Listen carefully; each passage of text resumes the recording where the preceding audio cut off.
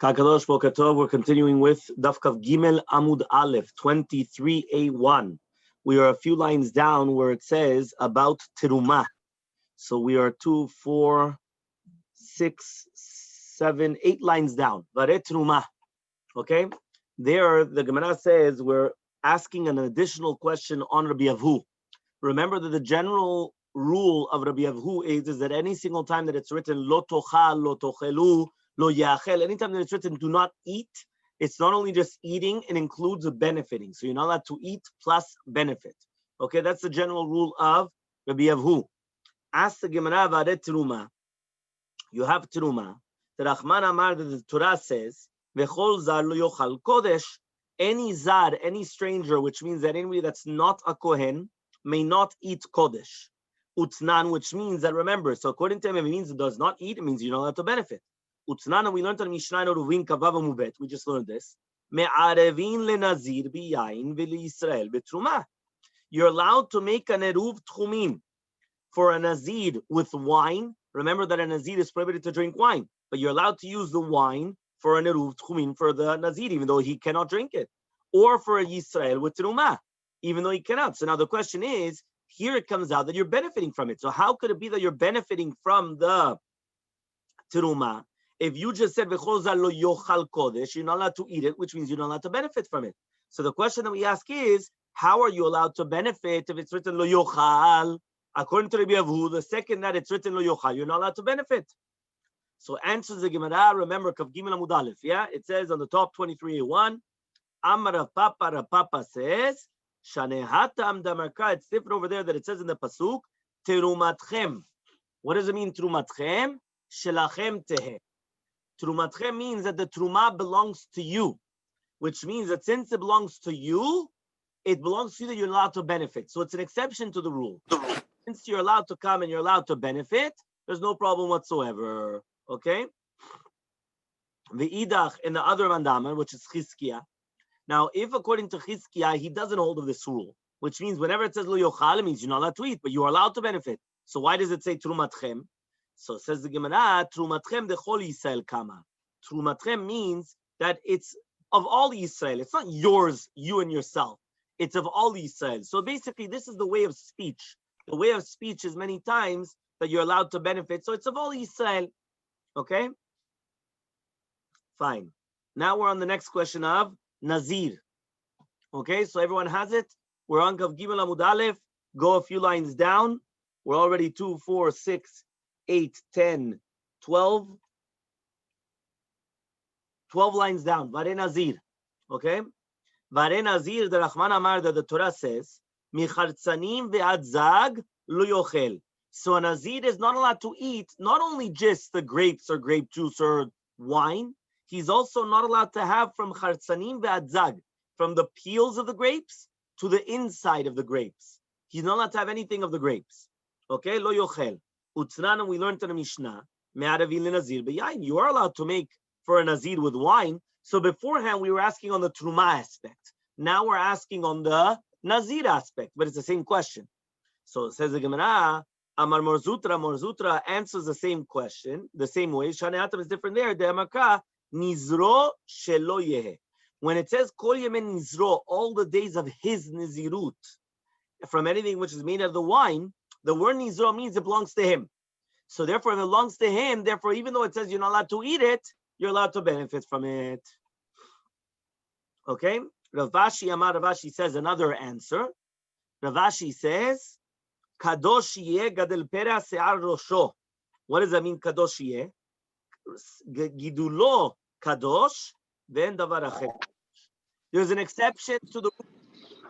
The exception to the rule is that only the hair of the Nazir is holy in the fact that you're not allowed to benefit from the hair. Meaning some people might think, listen, if the guy already has to leave his hair long, maybe you're going to cut his hair and you're going to donate it to cancer patients, or you're going to come and you're going to do it for, I don't know what, to make a wig, or I don't know, all these things. No.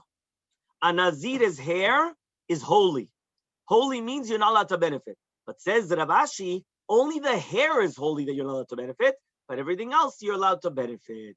So it's not because it's certain nizro, which means that it belongs to him and he's allowed to benefit, but rather because only the hair is holy and nothing else. Okay? So says the Gemara, Midi ben davar acher ketiv. Is it only written the hair, right? Gadel peras yar rosho and nothing else? That you're coming and you're learning it's only the hair and nothing else? But rather the Gemara says we prefer the answer of the Mar Zutra, which was basically, since it says Nizro, it's his, it belongs to him. Okay? Next, Vare Chadash. You have Chadash. Remember, Chadash means anything which was planted, right? Or got, how do you call it? It took root after the, right before the it says over here, which is before the Korban HaOmer of the next year. So for example, right now, anything which is going to be planted or took root, or anything which was already after Pesach, right? After the 16th of Nisan, which did not take root beforehand, it was not planted beforehand, it is called Chadash until the next Korban HaOmer, which is the next Pesach, the 16th of Nisan. So says the Gemara, Vare Chadash, Rachman Amar, the Torah says, Lechem v'kali v'charmeh lo tochlu ad etzem hayom hazeh. You're not allowed to eat lechem, bread.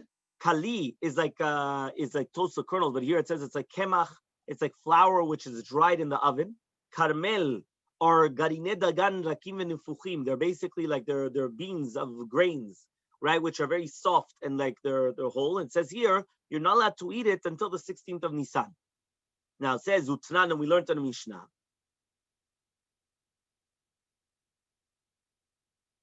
Kotzel shachat. This is a Mishnah in Menachot. You're allowed to be kotzer. You're allowed to reap for shachat, which means that you're allowed to reap the beginning until it didn't get to a third.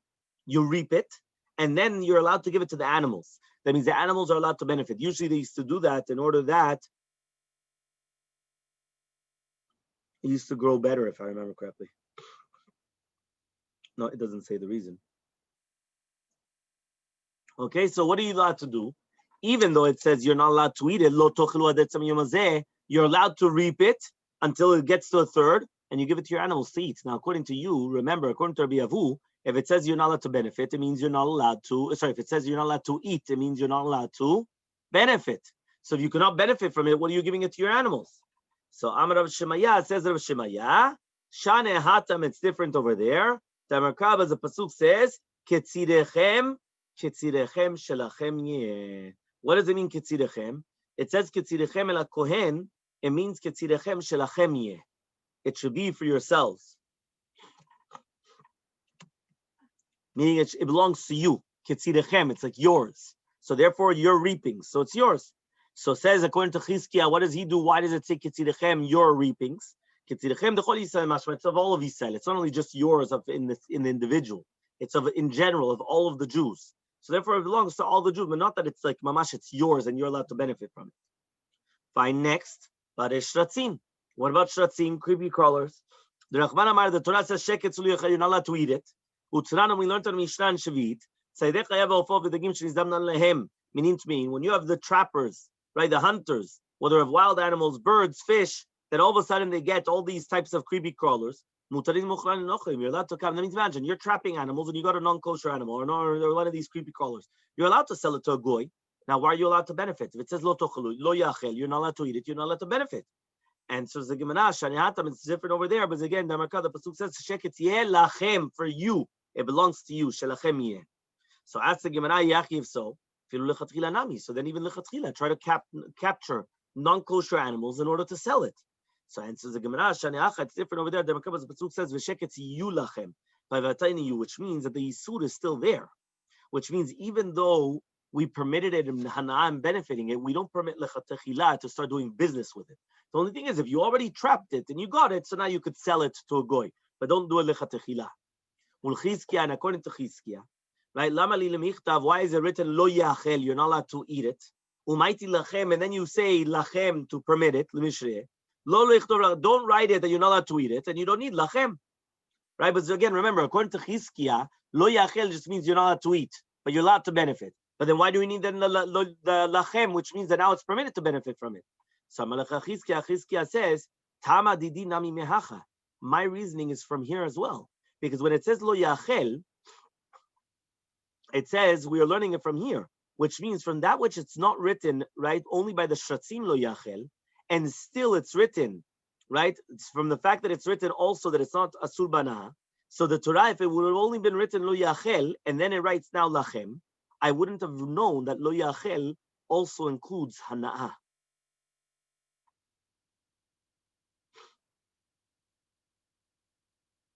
Okay? That means basically this is the place where Chizkiah learns it, that also it does exist such a concept that lo yachel includes hana'ah, and therefore when it says the word lachem, it says that you're allowed to benefit from it. Because if not, lo yachel means you're not allowed to eat it and benefit from it as well. Okay? Rav, can you remember me what is ana? Ana is benefit, pleasure. Okay, thank you. Okay? Remember that basically this entire Gemara, we're going back and forth, and we're bringing a whole bunch of different proofs to find out that when the Torah says you're not allowed to eat something, does it mean you're not allowed to eat it, but you're allowed to benefit from it? Or does it mean you're not allowed to eat it, plus you're not allowed to benefit from it? Which means that the word that you're not allowed to eat means you're not allowed to eat plus benefit. So for example, if I'm going to tell you you're not allowed to eat not kosher, you're not allowed to eat not kosher, but you're allowed to benefit from it or not?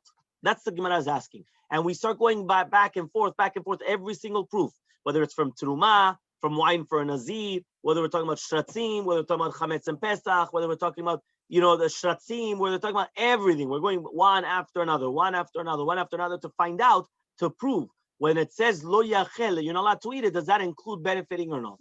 And then we have to say exceptions to the rules, why yes, why no, where do we learn it from, and so on and so forth. Okay? So now the Gemara is going to ask chametz. Varech chametz.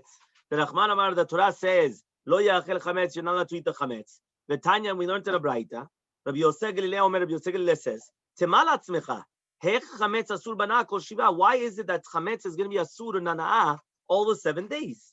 Right? Why do we say that? So he says, Shanehatam, it's different over there. The Pasuk says, Velo yerae lecha seor. What does that mean? That you should not find for yourself seor? Shel chaye. It belongs to you. The fact that it says it belongs to you, that's why it's going to say that you're going to be able to benefit from it. But according to the rabbis, they say you're not allowed to benefit from chametz. Shel chaye ataroeh. You're not allowed to see your own chametz, but you're allowed to see the chametz of a goy or the chametz of Ikdesh. And therefore, that's why you're allowed to see it, right? But you're not allowed to benefit from it. So says the Gemara, ve'idach, and the other man, Rabbi Yosef Galilei, he says, tre lecha ktiv. It's written twice, lecha, okay, by chametz. So both of them are extra. So one is to teach you that chametz is mutar b'anah, that you're allowed to benefit from chametz, and the other one is teaching us that you're allowed to see the chametz of a goy or of Ikdesh. Now, even though, again, obviously, Alachal say you're not allowed to benefit from chametz, but this is this shita. V'idach, according to the other chachamim, chad benochri shekibashto, v'chad benochri shelo kibashto. One we're talking about the goy is underneath your hands, and the other one is that the goy is not underneath your hands, which means that I would have thought to say that you're only allowed to see chametz only of a nochri that is not considered your money, meaning he's not under you. But if it's chametz of a nochri that he's under you, so then it's going to be asur. Kamash malan, right? That it's going to be the same halacha. Ve'idach, and the other mandam, Rabbi Yosef Galilei, that he says that you're allowed to see chametz of a goy, even, right, that's under you. Tzlata lecha ktiv. It's written 3 times by chametz. It's written 3 times lecha. It says velo yireh lecha sechor. And so therefore, since it's written 3 times the word lecha, right? So since it's written 3 times the word lecha, that's why there's no problem. Okay? Hold on one second. So now the Gemara is going to come and say, ve'idach, the other mandama, chad v'seor v'chad v'chametz utzriche. He says, no. According to the other opinion, there was one lecha which was written by seor. Right? Remember, seor is leaven. Another lecha which is written by chametz.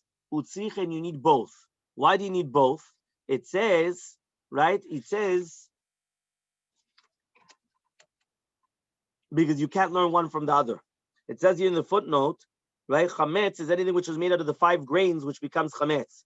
But it didn't become that you could make something else chametz. Seor, which is like the leaven, right, is something which could make something else chametz. So therefore, it's a bigger chidush.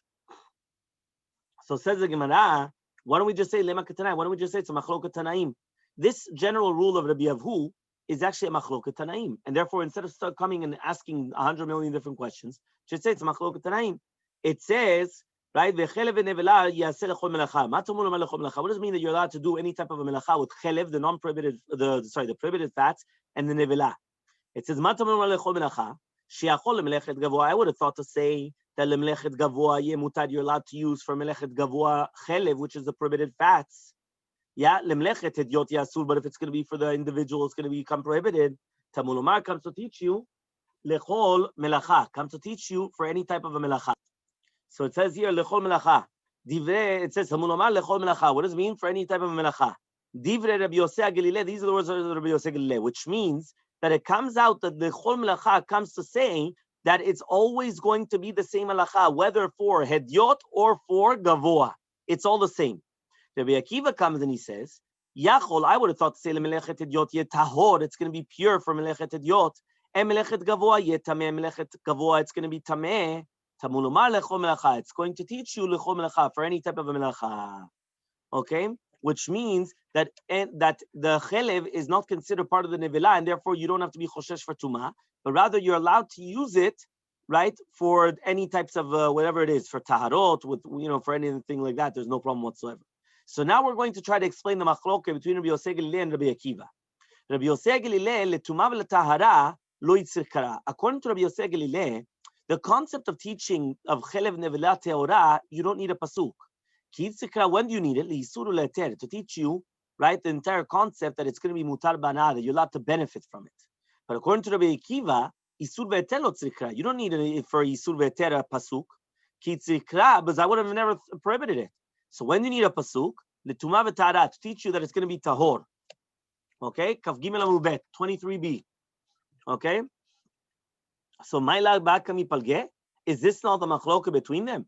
Rabbi Yosei Galilei holds, right? Lo tochelu means that lo tochelu means that whether it's a surah achila or surah not, you're not allowed to eat it or benefit. The chiyat hakras, so when the pasuk says yachse lechol melacha l'mishel neve b'na'udat, it's coming to permit you to use it behana'ah, with benefiting from it. And Rabbi Akiva holds isur achila mashma isur na'ah lo mashma, that it's only an isur of achila, of eating it, but not of hana'ah, of benefiting it. The chiyat hakras, when the pasuk is going to come and say l'tumah v'tahara, right? So therefore, that's only coming to teach you tumah v'tahara. So therefore, we want to make the machloke between Rabbi Avhu and Chizkiah the machloke between Rabbi Akiva and Rabbi Yosei Galilei. Says the Gemara, no, it's not the machloke. The chule alma, that according to everybody, when it says lo tochelu, you're not allowed to eat. Mashma ben isur achila ben isur na, it's both of them. You're not allowed to eat and you're not allowed to benefit. But over here, what is the machloke between them? Rabbi Yosei Galilei sava shutra nevela. That according to Rabbi Yosei Galilei, when the Torah permitted the nevilah and hana'ah, it was only the nevilah.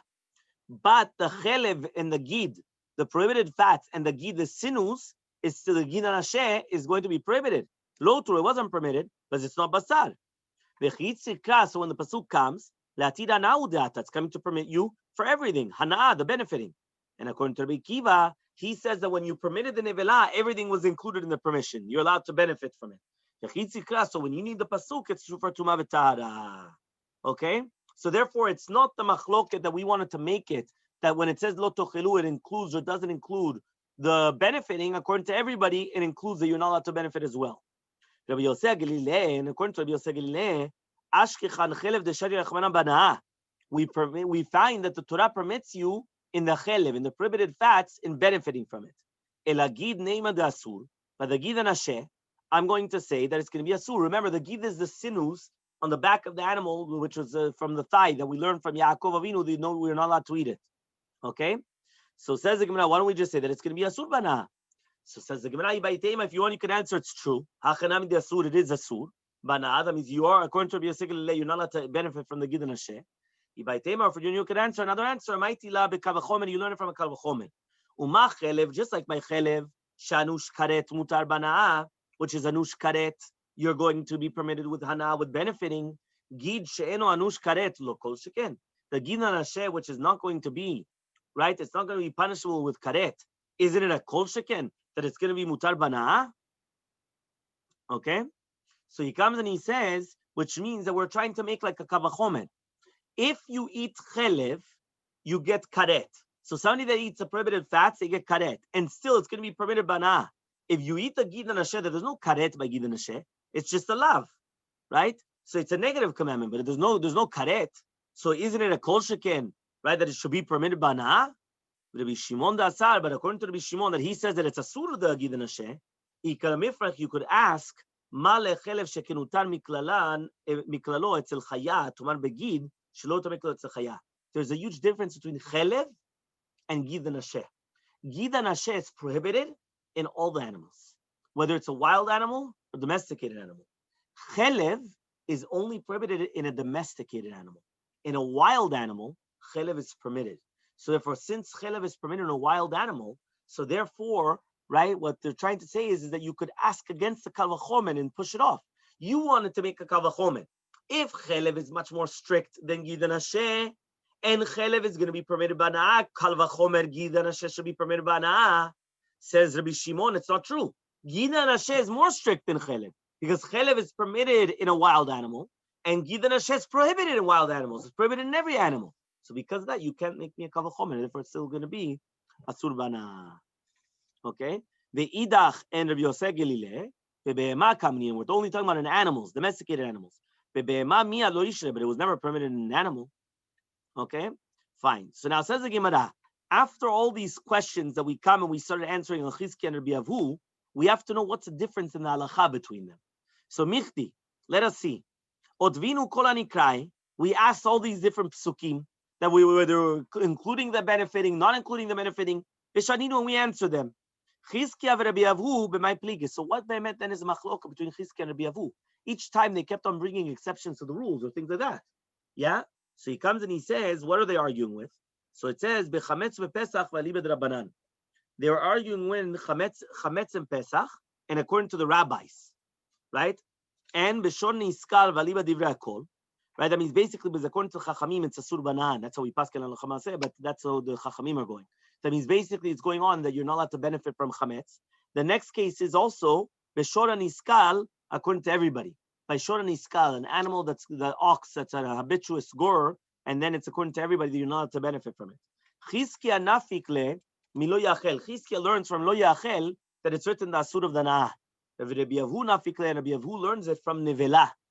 But let us see. Both of them, they say it's asur banah. So what do I care where you learn it from? At the end of the day, they both say you're asur banah, whether it's shora niskal or chametz v'pesach, according to the rabbis. So answers the Gemara, the difference between them is chulin shenishchatu ba'azara.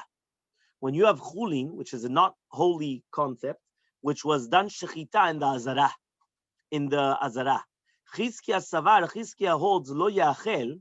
When it says the word lo yachel, lemiute hani comes to exclude these things. Chametz and Pesach and shor niskal. Oto is lemiute chulin shenishchatu ba'azara. Oto is coming to exclude chulin, which was nishchatu ba'azara. Rabbi Avu savar, Rabbi Avu holds Oto is lemiute hani vechulin shenishchatu ba'azara lav doraita ninu. And chulin, which was nishchat ba'azara, it's not doraita. Okay? So says the Gemara, Yativ, how Mirabanan Kamed Rabbi Shmuel bar Nachmani was sitting, the rabbis in front of Rabbi Shmuel bar Nachmani. Yativ Kamani was saying in the name of Rabbi Yeshua ben Levi, how do we know by all the Yisurim Torah that if it's a sur ba'achila, it's a sur bana? Umaynihu, what is that? Chametz v'Pesach l'shor niskal. He says, what are those Yisurim? Chametz and Pesach and shor niskal. So says the Gemara, minayin. Why do you need? What are you asking? Just learn it from lo yachel. You're not allowed to eat it, which includes the benefiting. So says the Gemara, lo yachel isur achila mashmele, isur na lo mashmele. He says no. When it says lo yachel means you're not allowed to eat, but it doesn't mean you're not allowed to benefit. So says the Gemara, so typically nevela, learn it from Rabbi Avu, just like from nevela. So he says savala kabyuda, you also kabyuda. Damar dvarim kichtavan. That he says that it's exactly the way that it's written. That you're not allowed. You remember that the way that it's written means is that you can't learn anything extra from there because you have to give it as a present to a ger toshav, a nevela, right? Remember, the nevela is a carcass of an animal that died without shechita. So you have to give it as a present to a ger toshav, and you have to sell it to a goy. So says the Gemara, if he holds like Rabbi Yehuda, typically mehecha denafka Rabbi Yehuda. So just learn from where you learn it from Rabbi Yehuda, which is mikelev latashluchunuto, that you're going to throw it to the dogs. So therefore, why do you need another place that you're allowed to throw the nevela to the dogs? Only it. So Kasavar chulin shenishchatu ba'azara doraita. According to Rabbi Yeshua ben Levi, he holds that chulin which was slaughtered in the azara is a doraita, and therefore it's a sur midoraita, and therefore that's why he's saying over here you can't learn it from here. So minayna, how do we know this? How do we know that chametz v'pesach and shor niskal is sur bana? Tichtiv, it says in a pasuk, kol chatat asher yuva midama, any chatat, this is some of the external chataot, which means that you're going to do it on the outside, on the mizbach and echoshet, on the copper mizbeach, not on the inside.